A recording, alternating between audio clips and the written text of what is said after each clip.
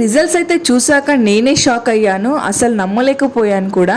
Hi hello welcome back to my YouTube channel. ఈరోజు అయితే 60 days ఛాలెంజ్లో 19th day. అయితే ఈ వీడియోలోనైతే ఒక విషయం చెప్తాను. నేను లాస్ట్ 2 వీడియోస్లోనైతే చెప్పాను కదా, మెంతులతో వాటర్ ఇంకా జింజర్ వాటర్ ఇవి కూడా నా బాడీ పైన చాలా అంటే చాలా ఎఫెక్టివ్గా పనిచేసాయి అనేసి. జింజర్ వాటర్ విషయంలో మాత్రం నేను చాలా అంటే చాలా హ్యాపీ. కానీ వీటి గురించి అయితే మీకు ఒక నిజం చెప్తాను, ఇవైతే డైరెక్ట్గా వర్క్ చేస్తాయి, మనకున్న హార్మోనల్ ఇన్బ్యాలెన్స్ పీసీఓడి పీసీఓఎస్ ఇవన్నిటిని కూడా తగ్గించేస్తాయని మనకైతే ఎలాంటి మెడికల్గా ప్రూవ్ అయితే లేదు.